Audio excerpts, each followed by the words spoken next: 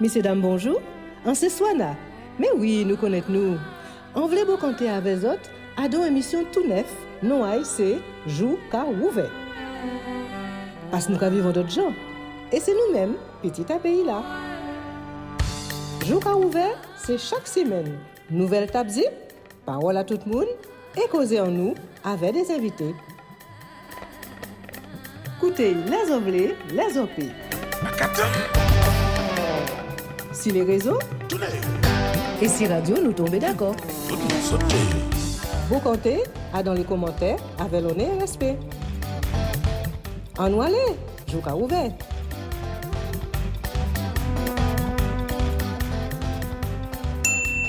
Causer en nous avec mon incident.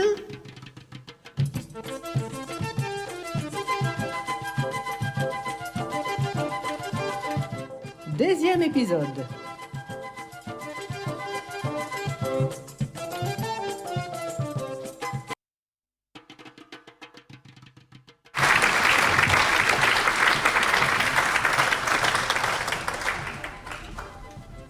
Bonsoir tout le monde. Pour nous rendre un grand hommage à Miratrice Solitude de Vrenoailles Marc Rose. Il menait un long combat à côté à Delgrès contre les troupes de Richepans qui étaient venus en Guadeloupe rétablir l'esclavage sous ordre de Napoléon. Après, il a accordé d'accoucher de Tibounaï parce que c'était enceinte. Il a puni. Mais après qu'il a mis la très solitude qui menait des combats contre les troupes de Richepans, il a mis en lomadome sur le front en première ligne. Il a qu'à soigner les blessés, il a qu'à porter de l'eau pour les combattants. Avec un lobal qui a sifflé en les tétaillons. Faut pas nous oublier non plus l'esclave Gertrude qui était qu'à travailler sur une habitation Tibou. Ils ont condamné, ils ont puni, non seulement ils ont puni, mais ils ont brûlé. Ils ont été accusés d'empoisonnement. Pour dire qu'à l'époque, que nous avons l'empoisonnement de ces habitations-là, dans ces cases-là, où les maîtres étaient arrêtés. Et là encore, nous avons vu que c'était madame en majorité qui a organisé les empoisonnements parce qu'elle était bien connaître ces cases-là et ça qui permet de faire ça correctement et en cachette. Il faut toujours mener des combats et il y a de plus en plus nombreux dans les combats. Jeunes là, il y a très nombreuses dans les manifestations contre la suspension des soignants. Dubovik là, c'est madame là très organisée. Il a préparé tous les repas et il a organisé des manifestations culturelles. Et nous avons fait détermination à ces madames là parce qu'il a pris l'eau faire dans ça pour réintégrer. Dans le passé, les femmes aussi étaient en première ligne dans les combats. Lors de la Révolution française en 1789, c'est madame munie de fourches qui allait à Versailles chercher roi là, reine là et prince là pour amener à Paris. À la veille de la Révolution russe en 1917, ces femmes-là manifestaient pour réclamer du pain. Ils ont massacré. Jeunes là, les femmes qui ont subi encore de nombreuses injustices. Pas ici longtemps de ça, sous le général de Gaulle, ils obtiennent le droit de vote. Le droit à l'avortement aussi, ils obtiennent. Dans le monde, certains pays comme l'Afghanistan, l'Iran, qui ont imposé le port du voile. Femmes pas le droit aillent en la rue là, et le visage qui pas couvert. Ils ont imposé, ils mettaient voile là en la rue là. Ces familles-là qui ont imposé aussi au mari que vous ne voulez pas. Ils ont imposé le mari-là de force. En Afrique, les femmes qui ont subi une mutilation atroce. Tout cela, ils ont fait ça, ils ont fait tout ça comme le port du voile au nom du Coran. Je là en France, à travail égal, les femmes pas le même salaire inférieur à les hommes. À dans la société là, ça, c'est les normes qui nous le pouvoir politique. Malgré la parité, nous avons que ces normes qui ont tête à les États dans tous les pays. Aux États-Unis, les États voulaient supprimer le droit à l'avortement sous pression d'une opinion réactionnaire. Les femmes qui ont subi violence des hommes, chaque jour, nous entendons parler de femmes qui ont assassinées par Marie Ayo. Les femmes ne sont pas encore sorties de l'auberge, comme on dit. Dans l'entreprise, femmes qui ont subi le harcèlement sexuel. Dans un système dominé par l'exploitation, la violence, les injustices, femmes PTP obtiennent en liberté totale.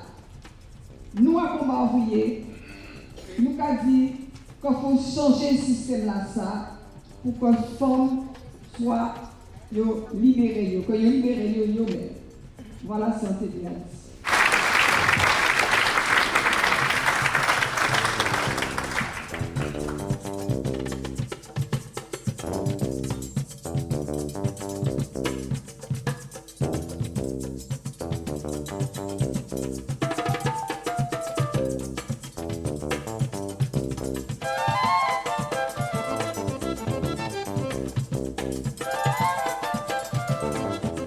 Jou ka Rouvet avec Mounicident.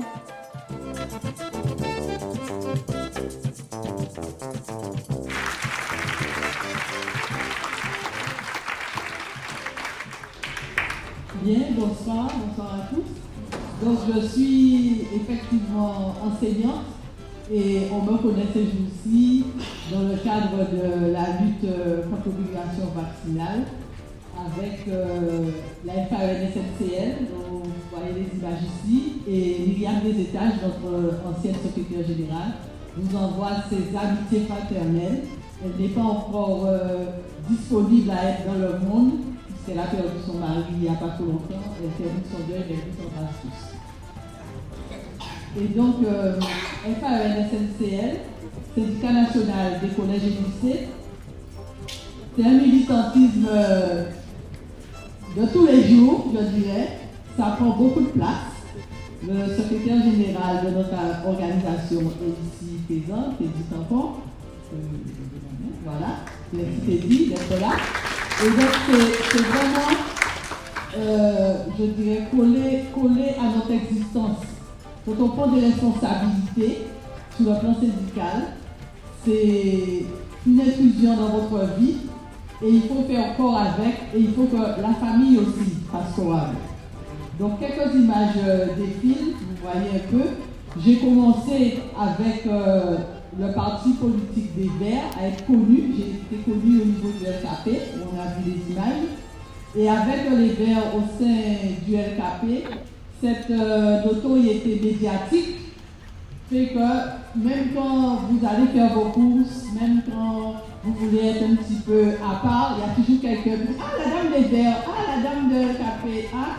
Et on est obligé de faire corps avec ça. On n'est plus syndicaliste de 7h à 8h au collège, et puis, etc. C'est une vie. Et cette vie, c'est une vie, on peut dire une vie de sacrifice, mais c'est une vie de sacrifice avec aussi beaucoup de bonheur.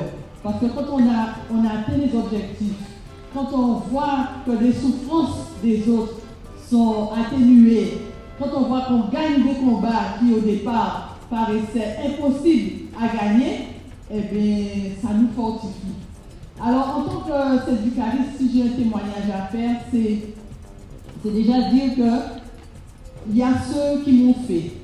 je ne suis pas arrivée comme ça et je pense que peut-être que j'étais née pour être syndicaliste.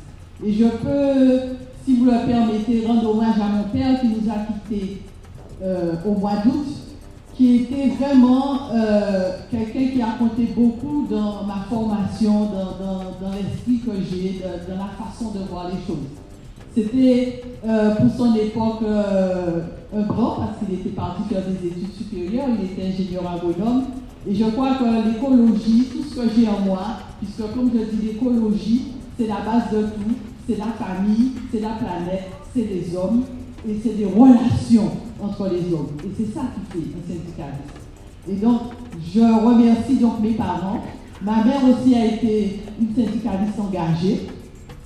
Bon, on a connu un épisode où il y avait une grosse grève, elle travaillait à la sécurité sociale, où le directeur de la sécurité sociale lui avait donné un coup de voiture, comme on dit. Donc ça avait fait tout un tollé, elle était à la première page de France Antilles. C'est là que j'ai connu que ma mère était syndicaliste, j'étais à peine adolescente, je devais avoir 10 ans, 11 ans, que j'ai compris qu'elle était dans des choses comme ça. Et par la suite, elle m'a initié à son combat qu'elle a mené et qu'elle continue à mener, même dans sa petite retraite, pour les femmes de Guadeloupe et pour les femmes du monde entier. Et nous avons vu ces habitants défiler dans les dames qu'on a montrées. Et Madame Jacqueline Banicom, c'est une Guadeloupéenne qui n'est pas très connue et qui a milité. Elle était en France comme sage-femme, elle a travaillé comme sage-femme en France et elle a milité aux côtés de toutes les grandes dames qui ont fait la loi pour l'avortement, qui ont milité au niveau du MLF, qui ont signé le manifeste des 143. Donc ce sont des Guadeloupéennes qui passent après dans l'anonymat parce que non médiatisées, mais dont le travail est sérieux. Et à côté de ça, Madame Simé Lutin, avec Jacqueline Manicom, ont créé ici en Guadeloupe le planning familial, la maternité consciente, donner aux femmes la possibilité de disposer de leur corps. Ça, c'était aussi une grande lutte. Donc, j'ai continué aussi dans tout ça et avec des associations de femmes, avec Madame Simé Lutin, nous avons créé Retravailler pour aider les femmes qui, après avoir élevé les enfants, arrivés à l'âge de la quarantaine, voulaient retravailler, donc les remettre en condition pour réintégrer la société. Tout ça a son importance. Il n'y a pas que la contraception, mais il y a l'épanouissement de la femme. Avec le Zonta Club, que ma mère a fait entrer ici en Guadeloupe, qui est un club international, nous sommes entrés dans les luttes pour les femmes du monde entier, les femmes de Guadeloupe aussi, et Lita Daoumé en parlait, les femmes qui sont victimes des hommes dans le cadre des religions, qui ne doivent pas aller à l'école. Donc avec le Zonta, on finançait des écoles en Afghanistan, des programmes contre les femmes qui subissaient l'exorcisme, etc. Donc ça, c'est un engagement qui va de soi. J'ai été aussi présidente de parents d'élèves, accompagner les élèves, les parents sur les problèmes d'infanticide, des problèmes, tout ça, ce sont des problèmes de femmes, mais qui, s'ils ne sont pas résolus, empêchent l'épanouissement de la femme. Donc j'ai participé un peu à tout ça. On m'a connu beaucoup pour la création du mouvement écologique en Guadeloupe. Et avec Harry Durimel, nous avons été les deux à faire connaître aux Guadeloupéens le problème de la molécule chlordécone dans le sol, dans les fruits, dans les eaux, dans les mers. Et ça, c'est un travail qui continue encore. Et tout ce que j'ai commencé, même si je ne suis pas dedans à fond, mais une fois la graine plantée, bien plantée, quand c'est fait avec foi, eh bien, on trouve des personnes après pour continuer ce combat-là, pour que ça s'arrête seulement le jour où on va gagner. Et donc voilà ce que je voulais dire un petit peu. C'est difficile de parler un petit peu de soi-même, mais tous ces combats que j'ai menés dans l'écologie, dans l'éducation nationale, avec les femmes, avec les parents d'élèves, tous ces combats-là continuent parce que rien n'est jamais fini. Et Et je voudrais terminer sur ce qu'on vit actuellement avec l'obligation vaccinale, puisque les gens connaissent nous d'autres vaccins encore ces jours ça pour la variole du singe, etc. Tout ce qu'on vit en ce moment, les luttes que nous menons, comme nous sommes en plein dedans, nous ne voyons pas les résultats. Mais j'invite tout le monde à prendre parfois un instant d'arrêt et à voir en un an ce qu'on a déjà gagné. Et qu'est-ce qu'on nous aurait fait, qu'est-ce qu'on aurait subi si on n'avait pas levé la tête. Et beaucoup de femmes sont dans ce collectif contre l'obligation vaccinale. Et beaucoup de femmes font partie des personnels suspendus parce que le métier de la santé, c'est un métier comme l'enseignement qui était un petit peu voué aux femmes. Donc j'invite tout le monde, c'est toujours ça aussi, à continuer ce combat pour que nous puissions aller au bout au bout de notre affaire, que nous puissions crier rouleau, nous voyons.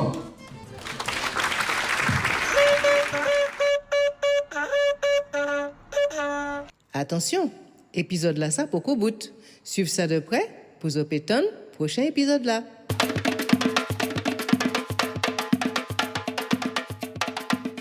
Jouka ouvert écouter, jouka ouvert garder, jouka ouvert, ouvert yeux, jour ouvert.